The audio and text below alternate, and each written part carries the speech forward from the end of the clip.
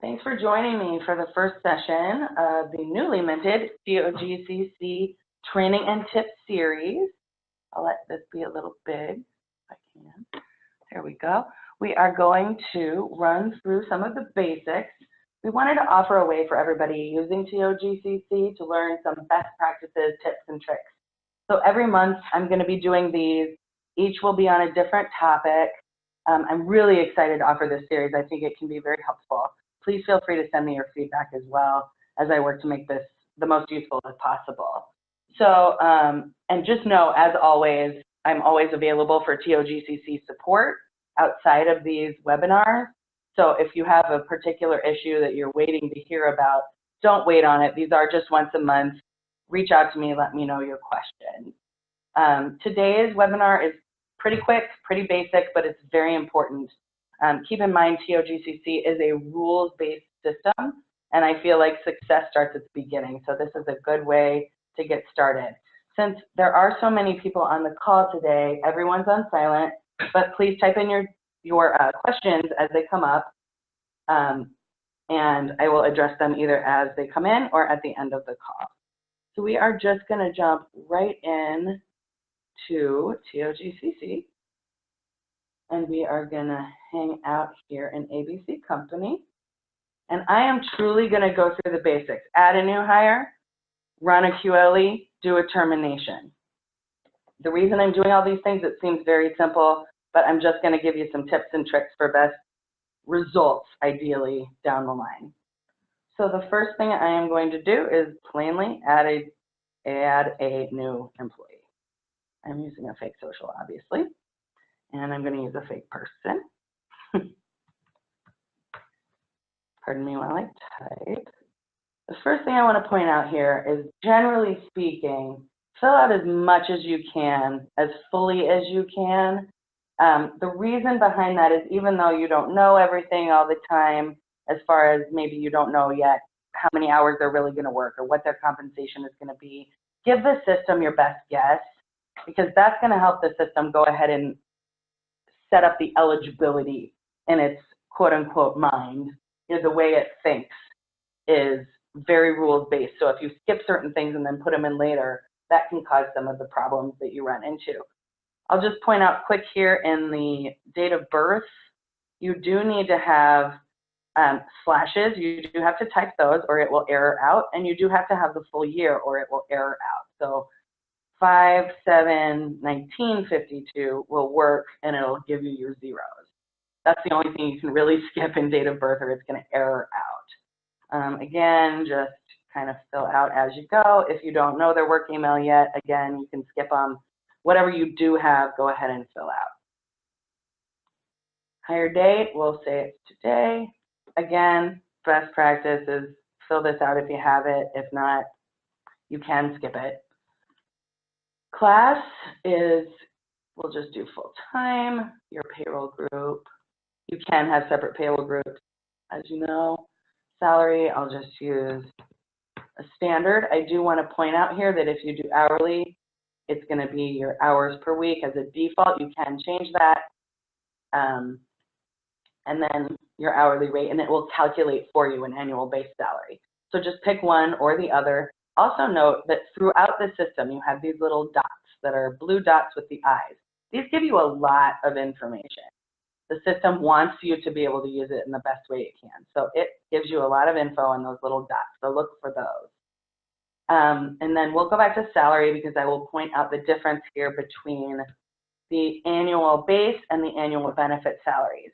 The annual benefit salary is there to use if you have people on commission or making money elsewhere in other ways other than their base salary that you would like their benefits to be based upon. So for example, if someone's base salary is $50,000, but they have the ability to make up to $100,000 based on commissions or whatever the standard is, you would enter then $100,000 here, and then their benefits would be based on that $100,000. So if their basic life is one-time salary, then they're going to have $100,000 if you're maxed out, not lower than that, obviously, but you get what I'm saying. Or their voluntary life, if it's one-time salary or two-time salary, that is the number it will go off of.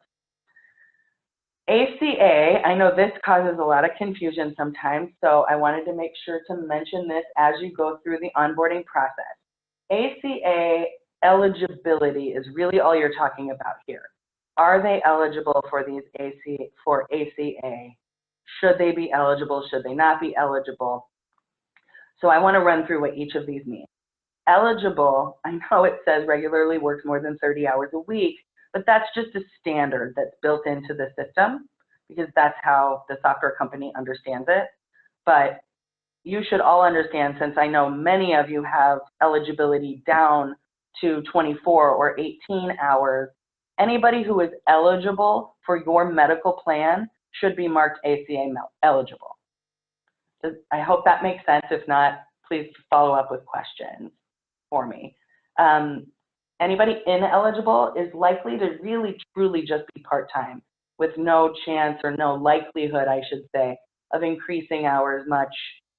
They don't really need to be tracked for ACA purposes because they're really just going to work 15 hours, and that's that. Your variable hour are going to be your people who are PRN and go up and down in hours and change, and you would like the system to track them for ACA to see if they're going to be eligible or not. So that's the ACA classification that you want to pay attention to. I know I say fill it all out, but this is of course an exception to every rule. Statutory class and seasonal mostly gets skipped. If you know what it is and you want to use it, feel free, it doesn't hurt anything, but most people do not fill that out. Then, once you've added this, it comes to your onboarding. We'll go through tasks more specifically on a different webinar, but I do just want to point out that all of these can be put into the system. You can use your W-4, you can do state withholding, you can do an I-9. There is a verification process for the I-9, etc. But again, we'll go into that in more detail on a different webinar. So here's where you're going to send your new employee their registration email. I am, for the sake of time, going to skip going through the whole process of the registration and all of those things, since your employee is mostly going to see that, and I believe that everyone here is pretty successful at that. If that is something you need some more guidance on, again, please reach out to me. So I'm going to choose, nope, I don't want to say it right now, we're good. As an admin, so basically what we're going to be looking at is an admin looking at the employees page. Here we are. We want to start tasks. Why don't we have a start enrollment button? That happens very often. Why don't we have a start enrollment button? That's why we don't have a start enrollment button. We didn't complete something in the profile that it wanted. So we'll go in. Anytime you don't have a start enrollment button, there's something in your profile, chances are, that is incomplete. So we'll just go ahead and complete this. Oh, I didn't give it. There you go. And then when you come back here, we'll refresh. Oh, goody. Not doing that for me. What else didn't we complete?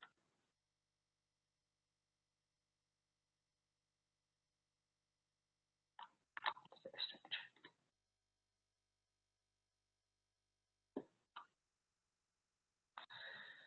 There we go. Just needed to think for a second. So the profile is now complete. You now have your start enrollment button. Do note that they have the option, the system wants you to do your enrollment first. Again, with the tasks, if you want to do the tasks first because that's your policy or your procedure, you certainly can do that. You do have to remember then to go back in and do their enrollment.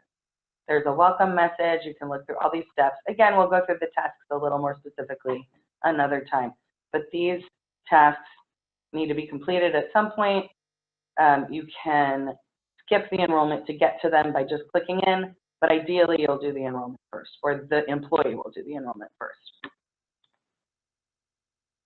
Start enrollment, the employee will see this front page. I do recommend reading through it quickly. It sort of gives them heads up on what they might need, what they're going to be asked to do. You just hit the get started, and here's where they can verify their information that you entered for them. The social is boxed into only the last 4, so they won't verify that. You'll notice here that if you hit save and continue, it's going to tell you these are required. This is optional. I can set them to be required or not within your system. So some groups on the call have this required, some don't. Typically, I do ask them to be required if you have a critical illness plan with tobacco rates. That way we capture that. We don't have to chase you down for that information. Then the address, again, they want it confirmed. This is actually a new thing in Employee Navigator. I think it's a good thing. They want it to make sure that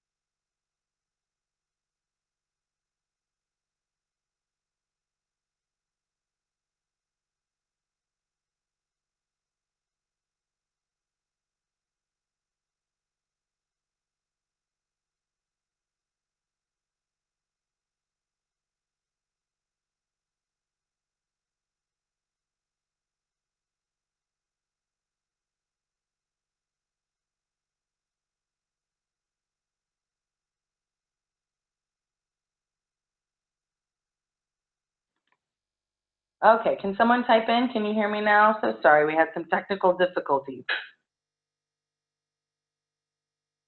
Perfect. Apologies for that, everyone.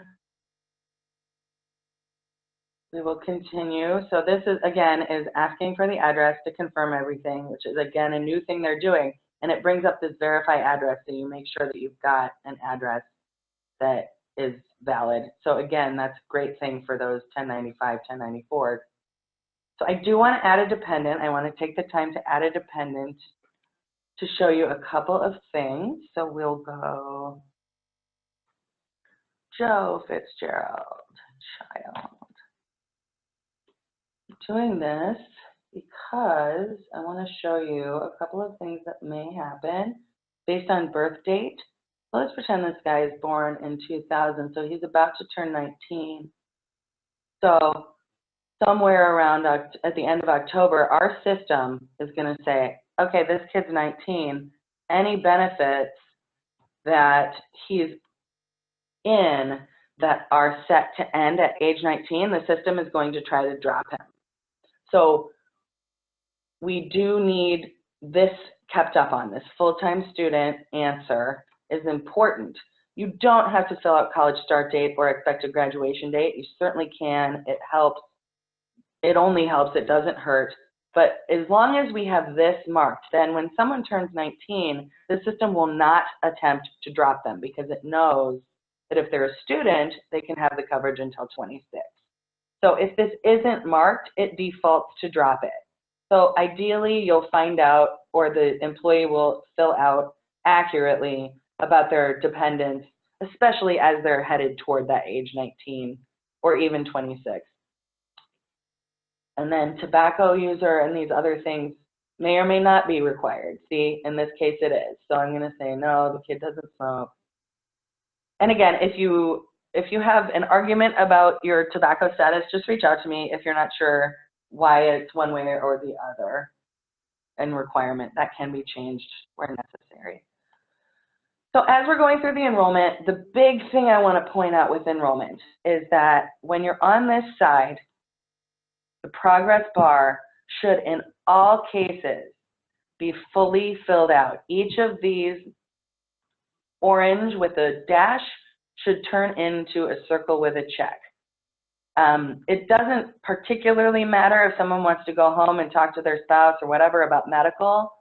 My suggestion would actually be to either elect something, especially if you've got plenty of time in your enrollment window, save it, or choose to decline it meanwhile, and then you can come back in and make changes while you're still within your window. But it is important, however it's done, that each of these has that green check mark, and that we sign off on the enrollment summary. So I'm going to run through this pretty quickly, not going into the benefits or the premiums or anything like that, just showing you quick to run through it in case something's wrong with my life benefit. This is obviously a fake company we use for all sorts of different things, so sometimes things look a little fuzzy. Let's say I don't want critical illness because I'm not interested. And we'll just go.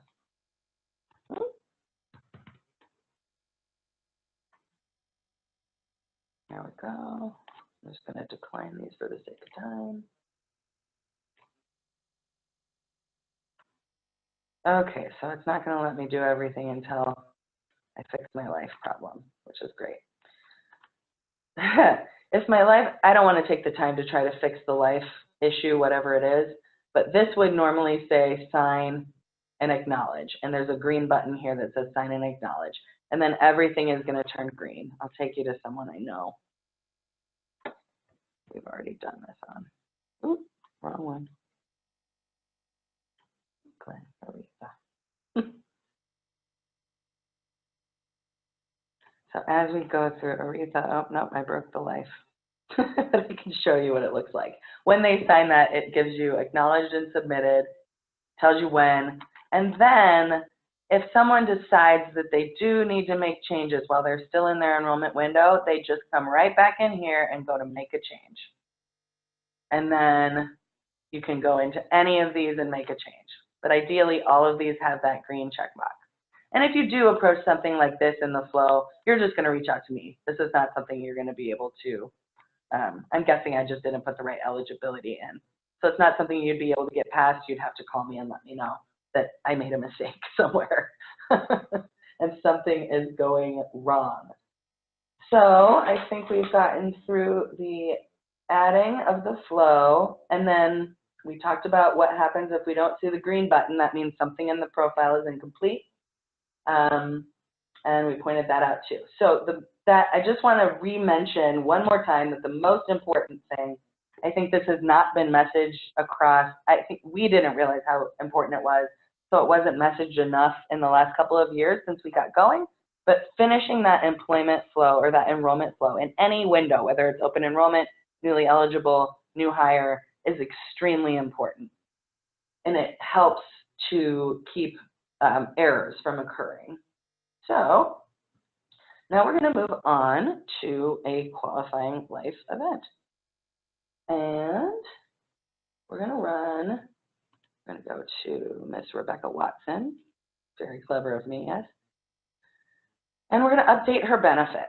That's what usually when anyone says to you they have a life event or a QLE, you're going to update benefit. If they're a new hire or something's wrong, you're going to get a notice across here. It's not time for update benefits yet. Like if you have a new hire, they're still within their window and someone says, oh, I got married. If they're still in their new hire, you can just add them to the current enrollment. But if they're past that, just go to marriage. Mostly with QLEs, there are so many of them that I can't run you all through each of them, but I want to point out a couple of things. For the QLE of marriage, Employee Navigator, the software company behind TOGCC, thinks that in all cases, coverage begins the day of marriage. We know that's not often the case, at least here in Nebraska. It's usually the first of the next month.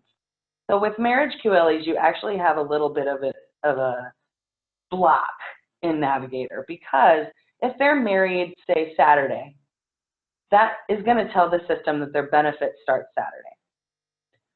You can't tell it that they actually should start on the 1st because you cannot run a future QLE.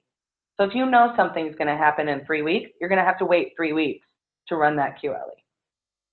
So do just go ahead and choose the actual date of marriage. We know on our end for enrollments that that should be a 5/1 based on eligibility rules. This QLE is just plainly built so that you can't. So there's no one to add here. You could have added a dependent that wasn't on benefits yet and just wasn't chosen, but this also gives you the opportunity to go ahead and add that spouse. So go ahead and do that real quick. Give you kind of a sense of what this should look like. It's going to make me put something here. And here it does make you do the dashes for whatever reason. So he's not full-time, he's not a tobacco user. And usually you can just leave address alone. Oh, I've made it required, of course, because usually you don't need it because you're just saying, I'm with my new spouse. We have the same address. That's what I said by choosing mailing address. And then you're going to hit save. But I just don't have any eligible benefits yet. So as you go through these things, just know that everything is in a line. So Rebecca Watson, I'm doing this on purpose. I'm not. I'm going to show you something else. Rebecca Watson is full-time, but she's not enrolled in any benefits. Why not? Who knows? Maybe she just chose not to take them. So I'm going to I'll go back to the marriage QLE, but I do want to point out the most common error I think that occurs currently is the changing of eligibility as far as hours are concerned, threshold, and the spouse losing coverage, but we'll get back to that. But I am going to point out how it works when you need to increase or decrease hours. There is a QLE to be ran for that. I don't know that that's ever totally necessary. So I'm going to show you what this looks like every time. Say Rebecca Watson, before she got married, she became benefit ineligible. Now I've been playing with this today, so it's only going to let me choose today. So we're just going to roll with it, but it's going to work. So now if I had any benefits, it would suggest to me whether to skip or drop those benefits. That's a big thing I want to point out.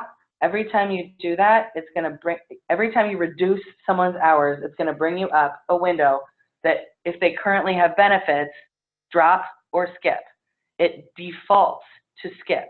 So if they are actually no longer eligible for those benefits, you do need to change that radio button to drop. If you do not do that, we don't get a message to go ahead and drop those benefits. So then that doesn't come to us, the benefits stay in force, and then eventually you're going to call us and say, why is this person still on the invoice or on the bill? So I'm going to say now, okay, just kidding, we're going to make her full-time for 16. And then it's going to tell me, okay, she's newly eligible for these benefits. And at that point, the newly eligible window opens, and you can let your employee know that they can go in, and when you look at the employee page itself, they start their new enrollment, just like any other enrollment window. And then you just they go through the same process, newly eligible enrollment instead of new hire. And it looks exactly the same. So just know when you're changing those hours, the big thing is when you're dropping hours, make sure you're dropping the benefits. And when they increase, make sure you're going through the flow here. I'm going to go ahead and elect this. That way Rebecca can have some benefits for this QLE of hours. It doesn't want to let me, see? It doesn't want to let me go unless I've come through here and said save and continue. I'm just going to point this out one more time because I think it's worthy of that much attention. It's not going to let me do a super short fakie. It used to. But this is a good thing. That means your employees also can't come in here and make up something too crazy. is not a real address in Omaha. Let's see what it says. It thinks it's okay. Maybe it is. As far as I know, it's not. So our spouse is in there. And then we're just going through that flow again, one more time. Different person, newly eligible instead of new hire. So I've kind of bopped around. It's not going to let me do this because of the life, but it does. Okay, don't get that, but that's good. Oh, because I didn't elect it. That's fine. So then it knows for the marriage QLE. I can refresh it. Start it over. I've already added Joe, so I can just do that. And then when I'm saying, okay, she got married, then it's going to say, what do you want to add him to? If you only click one, he will only be added to accident. You have to click each benefit you'd like him to be added to with the QLE. So then you're done. He's in. Now when you look at the benefit summary, you will see Joe included in the medical and the accident. So that's how the QLEs work. So now she's newly eligible. This points out the little red notice you're going to get. So now you're not going to do anything in update benefits if she came to you at the exact same time and said, oh, I also just had a kid, or I adopted a kid. Now you can just go in to their newly eligible and add that child and then add them to the benefits. Again, for the sake of time, I won't go through that too specifically. Gotta go back to, let's go back to Ella here. This is my favorite singer, in case anyone was wondering. And I pointed all this out. I just want to show you guys on, well, the employee side.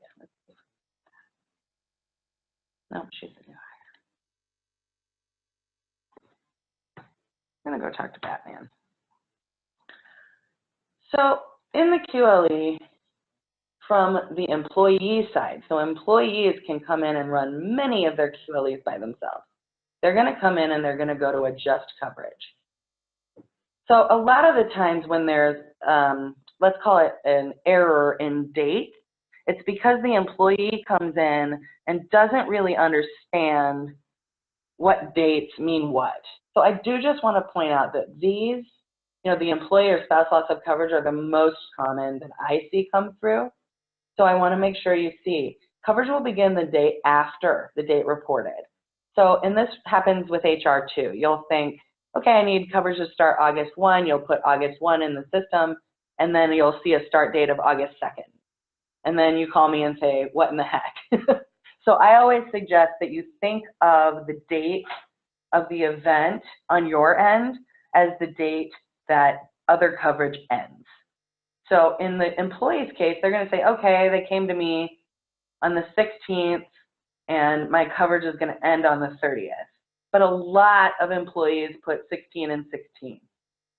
Honestly, that's okay. We've adjusted to where we know that if they put the 16 and the 16th, and then we see a 17th in the benefit summary and in our notices for enrollment, we're going to take that for a 5-1.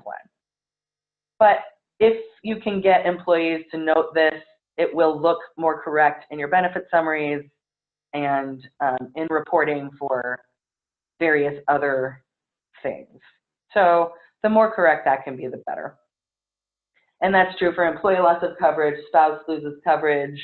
That happens a lot from HR. So just know that using those correct dates will help out with some of those kind of annoying, like, why does that say 4-2? Can you change it to 4-1? Well, yes, I can, but here's how to keep it from happening in the first place.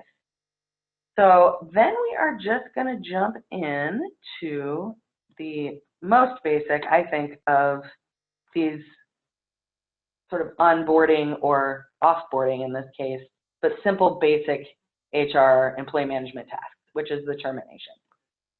And quite literally, this is just the date. Okay, they're letting this person go today. It's going to show you what plans are ending. And then your termination reason, I'm going to spend a little bit of time on each of these. Your most common are going to be your involuntary and you're voluntary. Obviously, someone gets let go, someone quits. If someone has gross misconduct and they are not eligible for COBRA, do use the gross misconduct option instead of terminated, not eligible for COBRA. Typically, terminated, not eligible for COBRA is only going to be used in the case that you hire someone today and they quit at the end of the week, where they never came in, they never elected, they didn't do anything. That's really what you're going to use that for. So it's hopefully not going to happen too often. Retirement, pretty self-explanatory. Reduction in force, same thing. And death of employee, same thing. So almost always it's going to be involuntary or voluntary. That's going to get them offered COBRA. And if you have any questions about which to use, reach out to me individually, specifically on those, and I'm happy to help. And then you just hit terminate. Confirm it. And if you say to yourself, oh my God, I was not supposed to terminate him on the 16th. I should have terminated him, last month. Terminate editor. Amazing. And it looks almost exactly the same. So say it was supposed to have been March 16th. You just come in, change it, save, and it will tell you this exceeds the time frame, but that's when you just say to us, or we're going to see it, and we'll do everything we can. If it's so late that we can't get the carrier to come along on board, we'll be in touch, but most of the time we can manage that. So you don't even have to tell us. We'll get a notice on those. So that's terminate. So now I'm going to open it up for your questions. If anyone would like to raise their hand, chat, let me know what questions you might have, if this was helpful. And if no questions, then just feel free to reach out to me individually. I'll leave it open for a few minutes.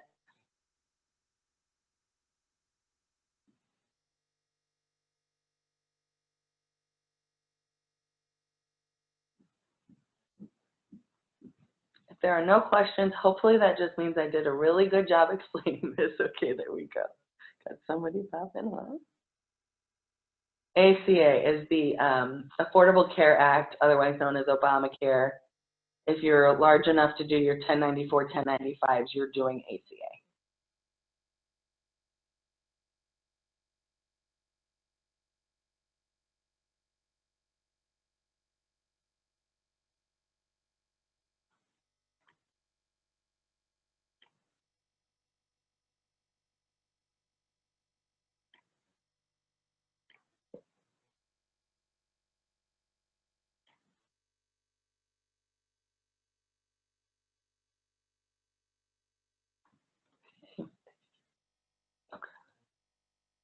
All right, well, I will go ahead and call it good. If anybody has any questions. Oh, okay. What's your question, Sandy?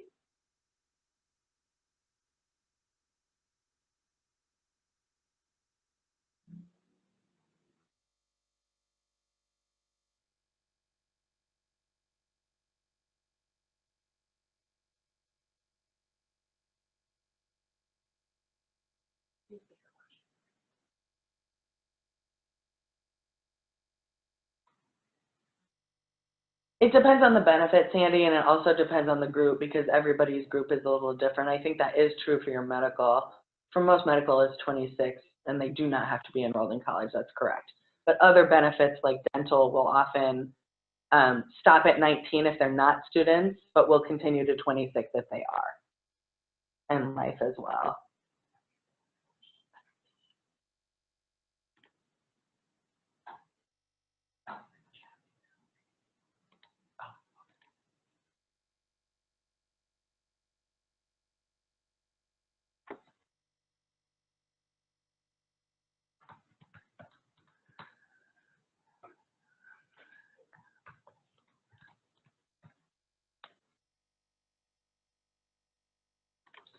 Okay.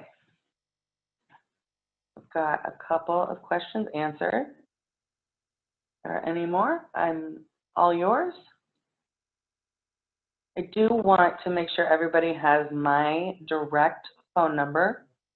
So do feel free to take that down. It is 402-800-3905. Once more, that is 402-800-3905. and know that I am available to you at all times, you know, anytime throughout the day. If you have questions, anytime throughout your week, you're hitting something in TOGCC that isn't making sense to you, that you'd like to know more about, always feel free to reach out to me. I will be putting these on monthly, but don't feel like you have to wait for the webinar to get an answer. You do not. You might still get some fun tips and tricks on the webinar that I miss if you reach out to me individually, depending on the conversation, but just know I'm always around, happy to answer questions, happy to help with setup, etc. Anything I can do to make your lives a little bit easier. So if there are no other questions,